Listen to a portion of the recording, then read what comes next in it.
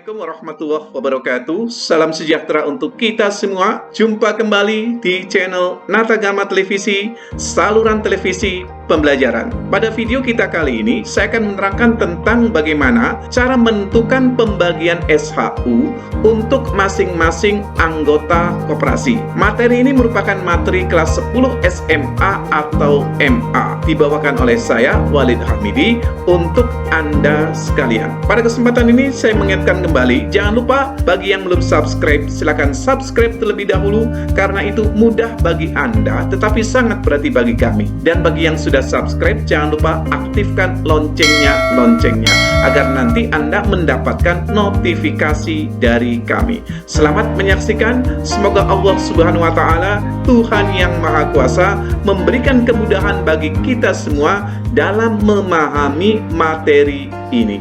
Sahabat Natagama Televisi, sebelum kita mempelajari bagaimana cara menghitung pembagian SHU koperasi, kita pahami terlebih dahulu apa definisi dari sisa hasil usaha itu sendiri. Nah, dalam pasal 45 ayat 1 Undang-Undang Nomor 25 tahun 1992 tentang perkoperasian menyebutkan bahwa sisa hasil usaha koperasi adalah pendapatan koperasi yang diperoleh dalam 1 tahun buku, dikurangi dengan biaya, penyusutan, dan kewajiban lain, termasuk pajak dalam tahun buku yang bersangkutan. Jadi gampangnya, sisa hasil usaha itu adalah laba atau keuntungan koperasi yang diperoleh dalam 1 tahun. Nah, kemudian dalam pasal 45 ayat 2 menyebutkan bahwa sisa hasil usaha setelah dikurangi dengan dana cadangan dibagikan kepada anggota sebanding dengan jasa usaha yang dilakukan oleh masing-masing anggota dengan koperasi, serta digunakan untuk keperluan pendidikan perkoperasian dan keperluan lain dari koperasi sesuai dengan keputusan rapat anggota. Maka dengan menyimak ayat 2 di sini,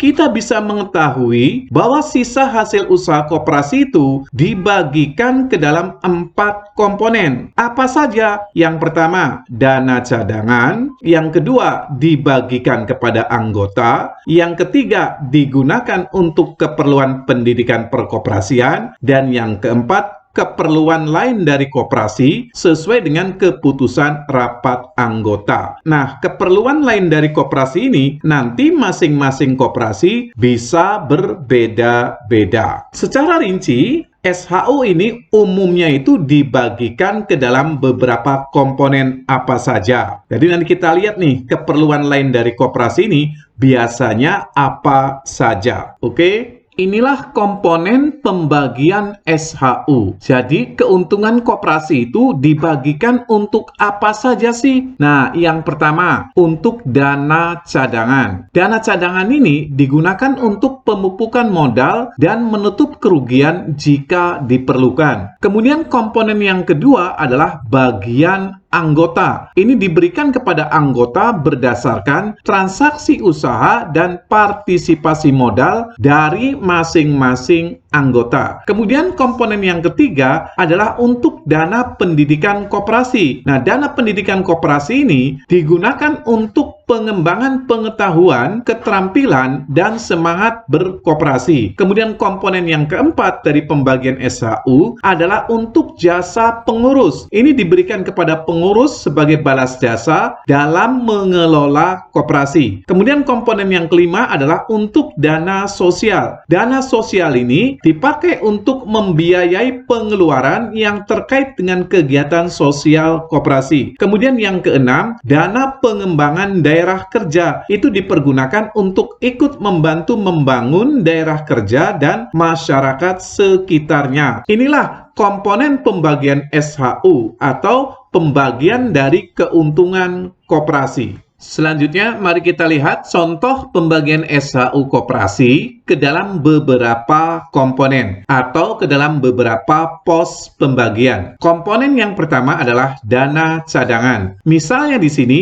untuk dana cadangan dialokasikan 20% dari SHU koperasi. Artinya 20% dari keuntungan koperasi digunakan untuk dana cadangan. Kemudian komponen yang kedua adalah bagian anggota. Nanti kita akan pelajari bahwa bagian anggota itu terdiri dari dua. Yang pertama jasa usaha dan yang kedua jasa modal. Misalnya di sini untuk jasa usaha dialokasikan 30% dari SHU koperasi. Kemudian yang kedua, untuk jasa modal misalnya dialokasikan 10% dari SHU koperasi. Komponen yang ketiga adalah dana pendidikan koperasi. Misalnya di sini adalah 10%, kemudian jasa pengurus misalnya 20%. Yang kelima, dana sosial misalnya 5%. Yang keenam, dana pengembangan daerah kerja misalnya 5%. Nah, selanjutnya kita jumlahkan di sini, total persentase ini berjumlah 100%. Kemudian, pembagian persentase seperti ini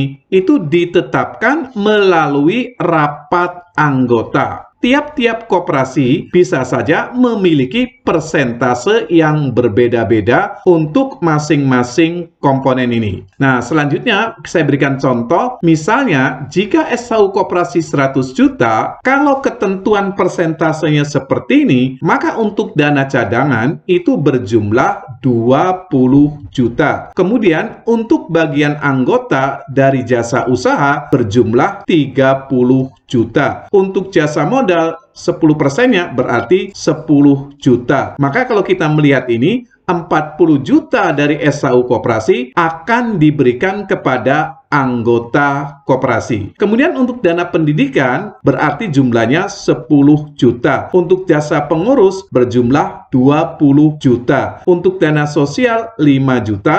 Untuk dana pengembangan daerah 5 juta. Yang kalau kita jumlahkan di sini berjumlah 100 juta. Oke, inilah contoh pembagian SHU koperasi ke dalam beberapa komponen pembagiannya. Sahabat Natagama Televisi, selanjutnya kita akan masuk ke materi pembagian SHU untuk anggota. Sesuai dengan tujuan pembelajaran dari video ini, yaitu kalian nanti mampu menghitung bagian SHU untuk masing-masing anggota koperasi. Dalam pasal 45 ayat 2 disebutkan bahwa sisa hasil usaha yang dibagikan kepada anggota sebanding dengan jasa usaha yang dilakukan oleh masing-masing anggota dengan koperasi. Kemudian, dalam penjelasan pasal 45 ayat 2 dapat disimpulkan bahwa yang dibagikan kepada anggota didasarkan pada dua hal. Yang pertama, transaksi usaha. Apa itu transaksi usaha? Adalah transaksi yang dilakukan oleh anggota dalam memanfaatkan jasa atau usaha koperasi. Kemudian, bagian anggota yang diberikan dengan berdasarkan transaksi usaha disebut dengan istilah jasa usaha. Kemudian yang kedua, pembagian ini didasarkan pada partisipasi modal. Nah, apa sih partisipasi modal? Partisipasi modal maksudnya adalah partisipasi seorang anggota koperasi dalam pembentukan modal koperasi. Nah, kemudian bagian anggota yang diberikan dengan berdasarkan partisipasi modal disebut dengan jasa modal. Nah, dengan melihat uraian yang ada dalam slide ini, maka kita menarik kesimpulan yang diberikan kepada anggota koperasi itu ada dua hal. Yang pertama, jasa usaha, dan yang kedua, jasa modal. Sahabat Natagama Televisi, selanjutnya kita akan mempelajari bagaimana cara menentukan besarnya jasa modal yang akan diterima oleh seorang anggota koperasi. Jasa modal itu dihitung dihitung dengan cara membandingkan partisipasi modal seorang anggota dengan partisipasi modal keseluruhan anggota. Kemudian dikalikan dengan bagian SHU yang akan diberikan untuk jasa modal. Ingat ya, dalam video seri pertama kita sudah pernah mempelajari bahwa partisipasi anggota terhadap pembentukan modal koperasi itu ada 3, yaitu simpanan pokok, simpanan wajib, dan simpanan sukarela. Dari ketiga bentuk simpanan ini, simpanan sukarela tidak termasuk modal koperasi. Mengapa simpanan sukarela tidak termasuk modal koperasi? Karena simpanan sukarela itu dapat diambil sewaktu-waktu. Sehingga secara akuntansi, simpanan sukarela itu dianggap sebagai hutang. Maka, karena simpanan sukarela ini dianggap sebagai hutang, simpanan sukarela tidak ikut diperhitungkan untuk menentukan besarnya jasa modal. Nah, bagaimana ini? Rumus untuk menentukan jasa modal, rumusnya sebagai berikut. Simpanan pokok ditambah dengan simpanan wajib anggota yang bersangkutan dibagi atau dibandingkan dengan total simpanan pokok dan total simpanan wajib. Jadi sekali lagi kalau kita melihat rumus ini, simpanan sukarela itu tidak ikut diperhitungkan. Kemudian kita kalikan dengan bagian SHU untuk jasa modal. Jadi yang saya cetak warna merah ini adalah bagian SHU untuk jasa modal. Persentase tertentu dari SHU. Ini yang sudah tadi kita pelajari dalam slide sebelumnya. Inilah cara menentukan besarnya jasa modal untuk tiap anggota koperasi. Selanjutnya, bagaimana cara menentukan jasa usaha untuk masing-masing anggota koperasi? Jasa usaha itu sendiri itu bergantung pada jenis usaha yang diadakan oleh koperasi. Untuk koperasi yang memiliki satu jenis usaha, maka jasa usaha itu cuma satu. Tetapi pada koperasi serba usaha atau KSU akan ada banyak macam jasa usaha. Macam-macam jasa usaha antara lain: A. Jasa pinjaman. Apa itu jasa pinjaman? Jasa pinjaman adalah jasa usaha yang diberikan oleh unit simpan pinjam. Nah, bagaimana cara menentukan besarnya jasa pinjaman? Caranya yaitu dengan cara membandingkan besarnya jasa bunga yang dibayarkan oleh anggota yang bersangkutan dengan total pendapatan jasa bunga koperasi. Kemudian dikalikan dengan bagian SHU untuk jasa pinjaman. Jadi kita membandingkan antara jasa bunga yang dibayarkan oleh anggota yang bersangkutan dibandingkan atau dibagi dengan total pendapatan jasa bunga koperasi. Kemudian dikalikan dengan bagian SHU untuk jasa pinjaman. Jadi setelah kita bandingkan, kemudian kita kalikan dengan bagian SHU untuk jasa pinjaman. Apa itu bagian SHU untuk jasa pinjaman? Yaitu persentase tertentu untuk jasa pinjaman dikalikan dengan SHU. Nah, ini jadi yang saya cetak warna merah ini sekali lagi, ini kita sebut sebagai bagian SHU untuk jasa pinjaman. Kemudian, jasa usaha yang lain yaitu jasa konsumsi. Ada pula yang menyebutnya dengan istilah jasa pembelian atau jasa belanja. Nah, apa itu jasa konsumsi atau jasa pembelian? Adalah jasa usaha yang diberikan oleh unit konsumsi. Cara menentukan jasa konsumsi atau jasa pembelian yaitu dengan cara membandingkan besarnya nilai pembelian atau belanja anggota yang bersangkutan dengan total penjualan koperasi. Kemudian dikalikan dengan bagian SHU untuk jasa pembelian